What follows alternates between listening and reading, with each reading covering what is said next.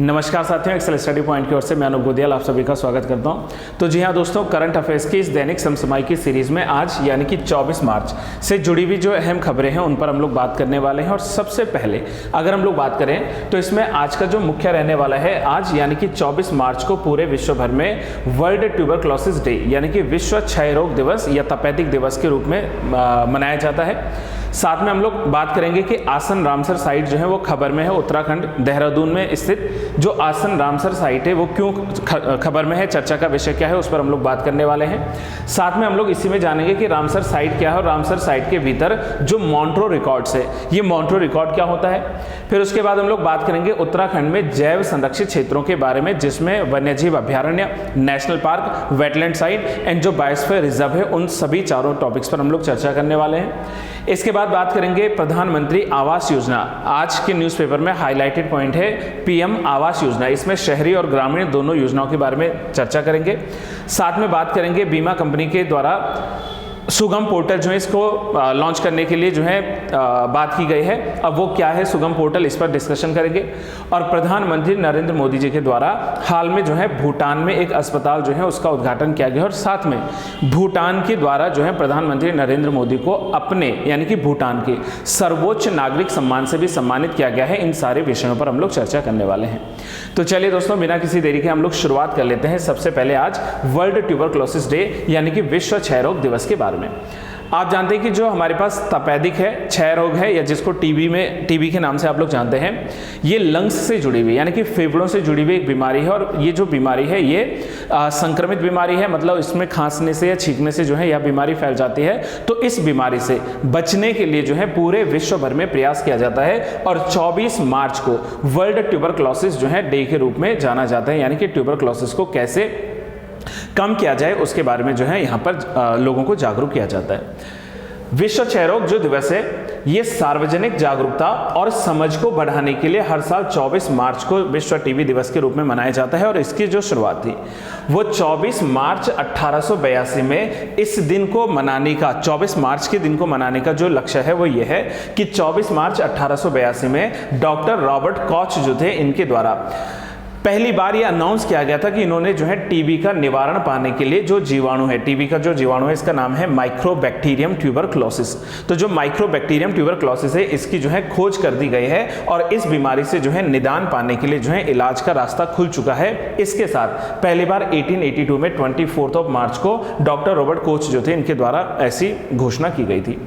अगर हम लोग बात करें कि पहली बार विश्व टीबी दिवस कब मनाया गया था, तो वर्ल्ड जो ट्यूबरक्लोसिस डे है इसको 1983 में मनाया गया था और तब से लेकर लगातार हर वर्ष जो है ट्यूबरक्लोसिस डे के रूप में लोगों को जागरूक करने के लिए इस दिवस को जो है मनाया जाता है। अब यदि वर्ष 2024 की बात करें तो वर्ष 2024 में जो मुख्य थीम है यानी कि विषय है वो है yes we can end TB. हाँ, हम लोग जो है तपेदिक को समाप्त कर सकते हैं, खत्म कर सकते हैं। वर्ष 2024 के लिए जो है थीम है that is yes we can end TB. तो यहां से आज के करंट अफेयर न्यूज की जो हम लोग शुरुआत करते हैं ट्यूबरक्लोसिस डे के रूप में। अब जो इसके भीतर अहम न्यूज आती है उसमें आता है रामसर साइट के बारे में। आप जानते हैं कि उत्तराखंड में देहरादून के समीप जो रामसर साइट है ये लगातार पक्षी प्रवासियों का एक केंद्र बना हुआ है और इन पक्षी प्रवासियों के द्वारा अब प्रवसन को जो है समाप्त कर दिया जा चुका है। यानी कि सारे पक्षी जो प्रवसन के बाद उत्तराखंड पहुंचे थे, इस आसन बैराज में, आसन साइट में पहुंचे थे, तो यहां से वो जो है वापसी की उड़ान भर चुके हैं। और यही वजह है कि ये जो है चर्चा में रहता है। और सिर्फ अगर बात करें तो रामसर साइट में अब जो है कॉमन कूट और जो सुरखाब ही है, ये जो है बर्ड्स के जो है स्पीसीज हैं, प्रजातियां हैं। तो जो रामसर साइट में कॉमन कूट और सुरखाब है, बस यही बचे हुए हैं। बाकी की जितने भी यहाँ पर जो है एशियन बर्ड्स आई थी। और याद रखना इस साल जो है लगभग 5230 ऐसी एशियन बर्ड्स थी जो कि यहां पर जो है आई थी। अलग अलग जो है 141 ऐसे स्पीसीज थे जो कि रामसर साइट में जो है यहां पर आई थी। और ये इसलिए चर्चा का विषय रहा क्योंकि जो प्रवासी पक्षियों का वो अब जो है खत्म हो चुका है। और इसके बाद अगर हम लोग बात करें तो सिर्फ और सिर्फ जो है कॉमन कूट और जिसको सुरखाब ही को जो है रूडी शेल्डक के नाम से भी जानते हैं, जो रूडी शेल्डक है ये जो है यहां पर आ चुके हैं। और ये लगभग जो है मार्च महीने के अंत में, या कह सकते हैं कि अप्रैल महीने के जो है सप्ताह में अपने मूल स्थान पर जो है वापस लौट जाएंगी, इसलिए जो है ये साइट जो है चर्चा में रहती है।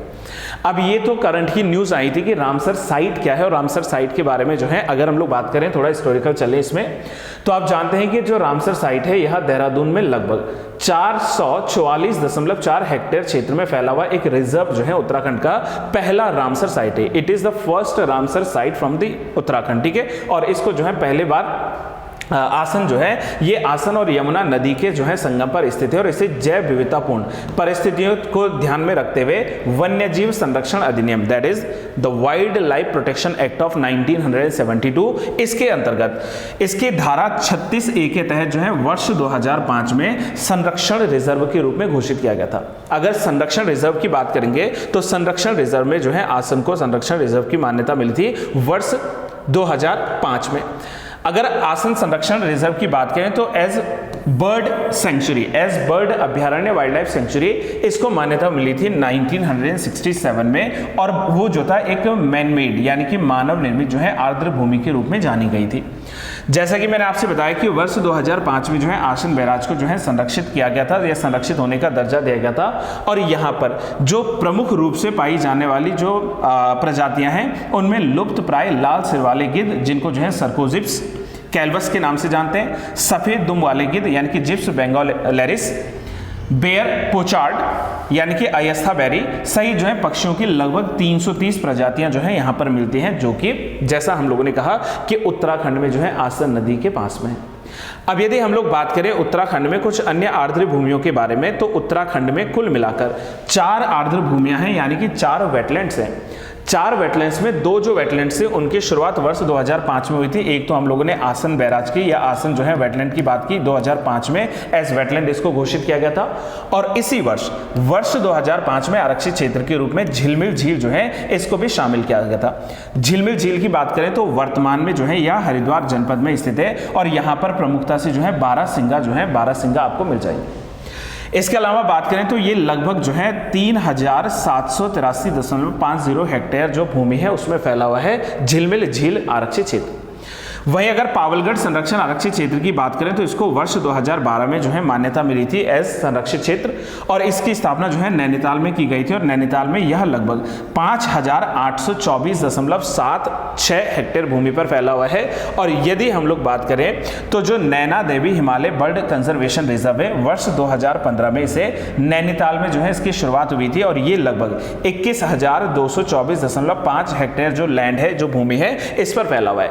यानी कि इसमें से अगर हमसे प्रश्न कुछ इस प्रकार का बनता है कि उत्तराखंड में स्थित जो रामसर साइट है या उत्तराखंड में स्थित जो वेटलैंड कंजर्वेशन सेंटर्स हैं उनमें सबसे बड़ा और सबसे छोटा कौन है, तो अगर हम लोग इसके पूरे एरिया वाइज चले, हेक्टेयर लैंड्स के हिसाब से चले, तो ये लगभग 444 हेक्टेयर भूमि में फैला हुआ है आसन, यानी कि सबसे छोटा हो जाएगा। और सबसे ज्यादा 21,224.5 हेक्टेयर क्षेत्र में फैला हुआ है नैना देवी, यानी कि ये क्या हो जाएगा, सबसे बड़ा आरक्षित क्षेत्र यहाँ पर हो जाएगा। इस तरीके से हम लोग इसमें याद रख सकते हैं। अब यदि इसके अलावा हम लोग बात करें तो उत्तराखंड राज्य में अगर हम लोग अभी वर्तमान की बात करें तो जैव विविधता के लिए यानी कि बायोडाइवर्सिटी के लिए उत्तराखंड में जो कुल भौगोलिक क्षेत्र है इसका लगभग 12% जो क्षेत्र है वो रिजर्व्ड है। उत्तराखंड का कुल मिलाकर 12% जो क्षेत्र है वो संरक्षित क्षेत्र के रूप में दर्ज है, जिसमें से उत्तराखंड में 6 national park, 7 wild life sanctuaries यानी कि 7 वन्यजीव अभ्यारण्य, 4 संरक्षण रिजर्व जो जैसा कि हम लोगों ने पढ़ लिए हैं, और एक जो है बायोस्फीयर रिजर्व के रूप में नंदा देवी बायोस्फीयर रिजर्व शामिल है। अब यदि एक बार इसकी सूची की तरफ हम लोग बात करें तो उत्तराखंड में एक क्विक रिवीजन करते हुए चलते हैं। उत्तराखंड में जो नेशनल पार्क है, जो राष्ट्रीय उद्यान है, उसमें सबसे पहला आता है Corbett national park. Corbett national park लगभग जो है 520.82 किलोमीटर स्क्वायर क्षेत्रफल में फैला हुआ है, और इसकी शुरुआत वर्ष 1936 में हुई थी कॉर्बेट नेशनल पार्क।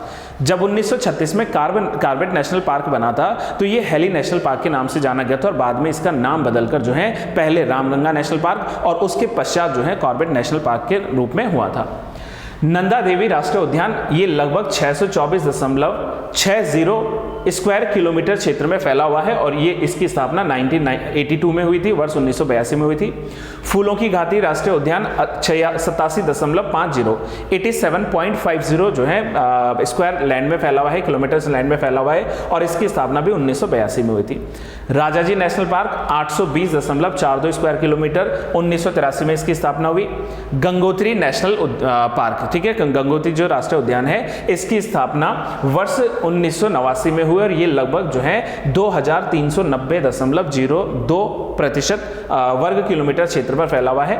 और गोविंद राष्ट्रीय उद्यान की बात करें तो गोविंद राष्ट्रीय उद्यान 472.08 स्क्वायर किलोमीटर क्षेत्र में फैला है, जिसकी स्थापना वर्ष 1990 में हुई।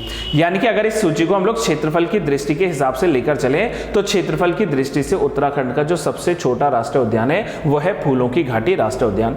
और अगर इन्हीं क्षेत्रफल के हिसाब से हम लोग जो है सर्वाधिक की बात करें कि सबसे बड़ा राष्ट्रीय उद्यान कौन सा है तो वो लगभग 2390 के हिसाब से जो है गंगोत्री राष्ट्रीय उद्यान है। इन सारे फैक्चुअल चीजों को आप लोग उत्तराखंड स्टेट के लिए याद रख सकते हैं।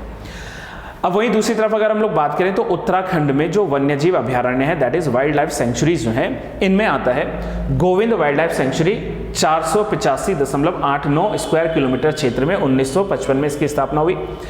केदारनाथ वन्यजीव अभयारण्य जिसकी स्थापना 1972 में हुई, लगभग 975.20 स्क्वायर किलोमीटर लैंड पर फैला हुआ है।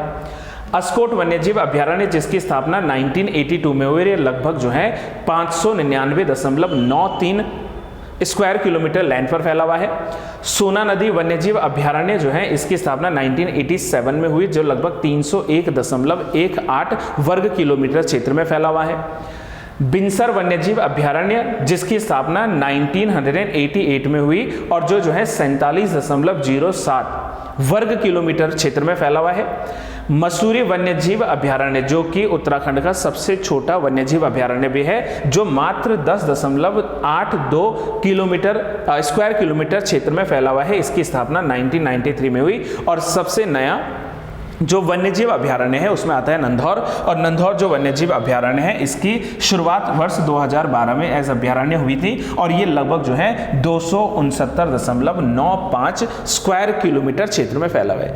अगर हम लोग पुनः इसमें एरिया वाइज बात करें तो जैसा मैंने बताया सबसे छोटा जो है वन्यजीव अभयारण्य उत्तराखंड का वो मसूरी वन्यजीव अभयारण्य है और सबसे बृहद सबसे बड़े वन्यजीव अभयारण्य की बात करें तो वह है केदारनाथ वन्यजीव अभयारण्य 975.02 स्क्वायर किलोमीटर क्षेत्र में फैला। और ये साथ में जो है आप इनके स्थापना के वर्ष को ध्यान में रख सकते हैं।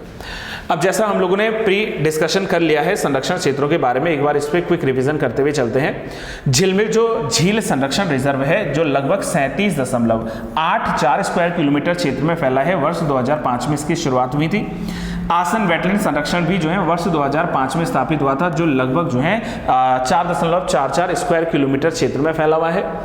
पावलगढ़ संरक्षण रिजर्व की बात करें तो इसकी स्थापना वर्ष 2012 में हुई, जो लगभग 5.82 स्क्वायर किलोमीटर क्षेत्र में फैला है। और नैना देवी हिमालयन पक्षी संरक्षण की बात करें तो ये लगभग 111.91 स्क्वायर किलोमीटर में, यानी कि सबसे बड़ा जो है यही है, जो है वर्ष 2015 में जो है इसकी शुरुआत हुई थी।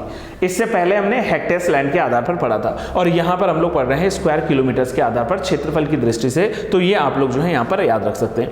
बाकी जो हमारे पास में एकमात्र बायोस्फीयर रिजर्व है उत्तराखंड का वो है नंदा देवी बायोस्फीयर रिजर्व, जिसके बारे में जो है आप भली भांति जानते हैं। अब थोड़ा सा बात कर लेते हैं कि ये रामसर साइट्स होती क्या है। जैसे आसन बैराज, अगर उत्तराखंड से आसन जो साइट उत्तराखंड से रामसर साइट है तो वास्तव में रामसर साइट होती क्या है, तो इसके लिए हमें सबसे पहले चलना पड़ेगा 1971 में। और 1971 में रामसर एक जगह है जो कि ईरान में पड़ती है, ठीक है। तो ईरान जो है, इस ईरान में रामसर नामक जो शहर है यहाँ पर पहली बार रामसर कन्वेंशन हुआ था। और इस रामसर कन्वेंशन के भीतर जो कि एक अंतर सरकारी संधि है which is a inter governmental treaty, इसके भीतर जो है पूरे विश्व भर में जितने भी प्रमुख हॉटस्पॉट के क्षेत्र हैं, hotspot in the terms of कि जो कह लीजिए कि जैव विविधता रखते हैं और उनका संरक्षण होना अनिवार्य है, तो ऐसे क्षेत्रों की पहचान करते हुए 1971 में पहली बार रामसर में जो कन्वेंशन हुआ था उसी के नाम पर रामसर कन्वेंशन के नाम से इसको जाना गया।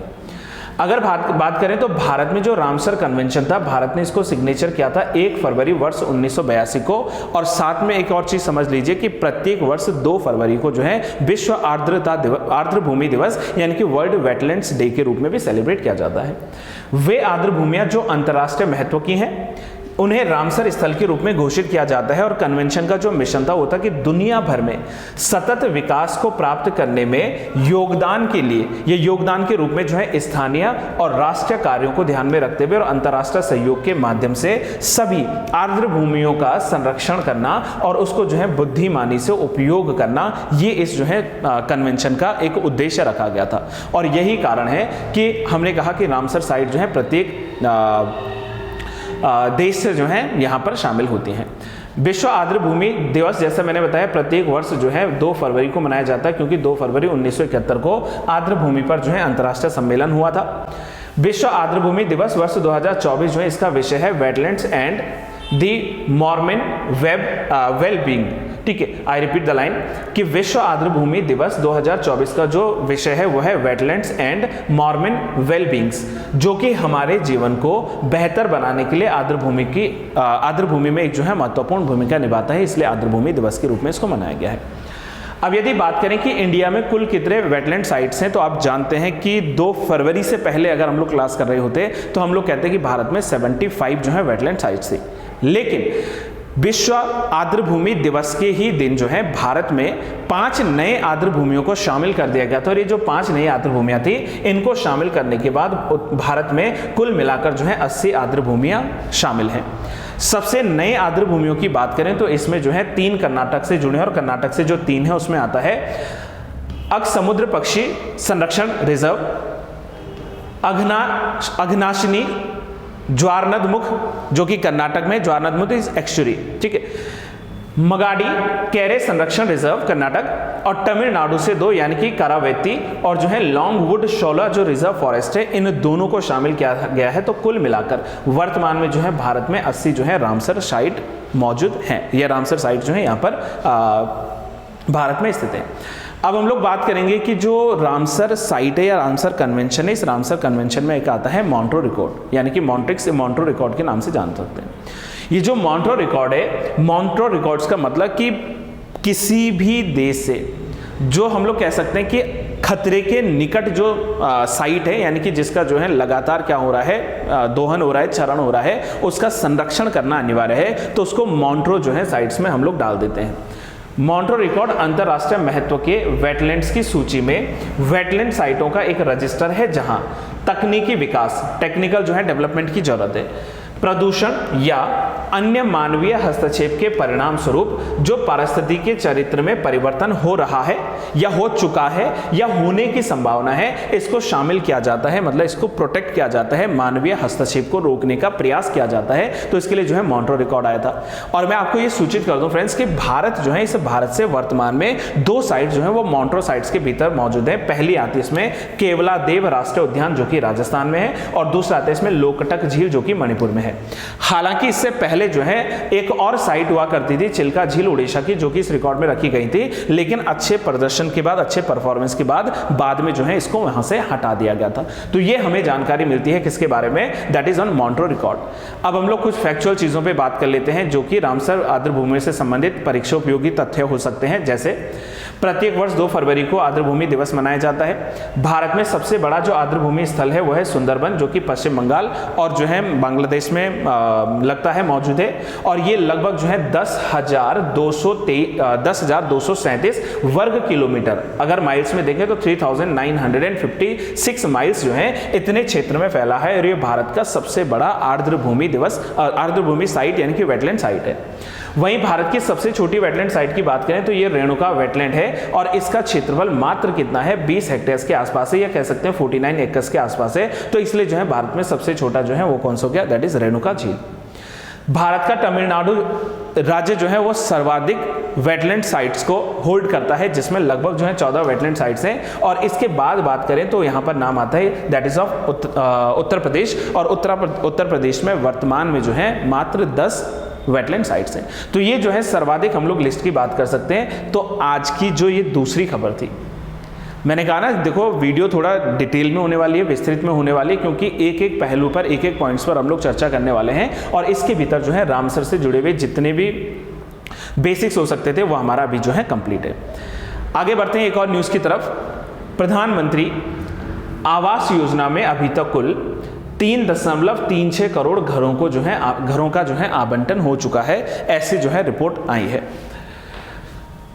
केंद्र सरकार की महत्वाकांक्षी जो योजना प्रधानमंत्री आवास योजना है, इसके अंतर्गत अब तक जो लाभार्थी हैं इनको 3.36 करोड़ घरों का आवंटन किया जा चुका है, जिसमें आधिकारिक डाटा को पब्लिश करते हुए 18 मार्च 2024 तक ग्रामीण क्षेत्रों में लगभग 2.65 करोड़ घरों का आवंटन हो चुका है और वहीं शहरी की तरफ बात करें तो शहरी लाभार्थियों को लगभग 81.55 लाख आवास जो है ये प्रदान किए जा चुके हैं।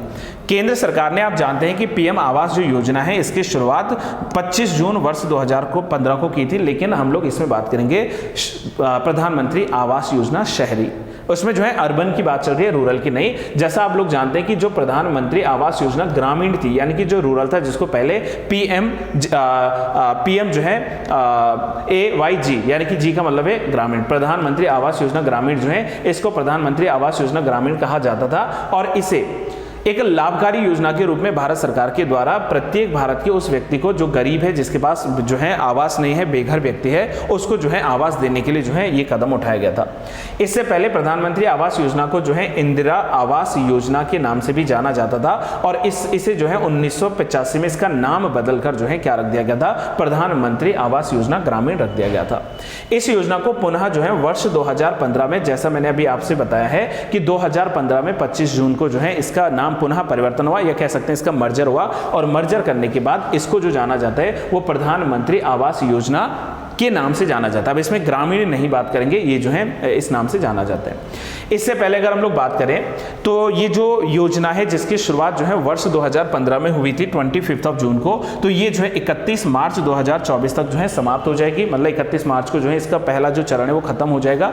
हालांकि यहाँ पर बात करें तो जो इस बार का इंटरिम बजट आया है, जो अंतरिम बजट आया है, इसमें जो है निर्मला सीतारमण जी ने अगले 5 सालों के लिए ग्रामीण क्षेत्रों में 2 करोड़ जो है अतिरिक्त घर बनाए जाने की घोषणा भी की है।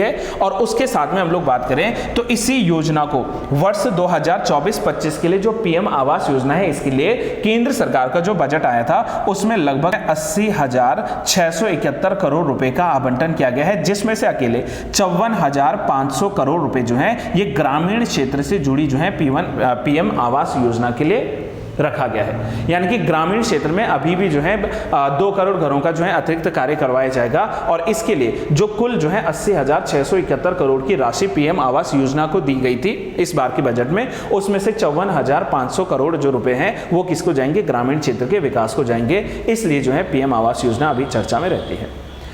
अब हम लोग बात कर लेते हैं एक और न्यूज़ की, जहां पर बीमा सेवाओं के लिए सुगम पोर्टल जो है, सुगम पोर्टल को लॉन्च करने की जो है बात की गई है। हालांकि इसकी घोषणा 2023 में हो चुकी थी, लेकिन अभी जो है लगातार इस पर काम किया जा रहा है और लक्ष्य ये है, इंश्योरेंस जो रेगुलेटर इरिडा है, ठीक है, इसका मानना है कि वर्ष 2047 तक सभी बीमा सेवाएं जो हैं वो लोगों तक पहुंच जाएंगी। इसके उपलक्ष्य इसी के जो है टारगेट के साथ में हम लोग जो है यहाँ पर सुगम पोर्टल को स्टार्ट करने वाले हैं, ये जो है इरिडाई का मानना है।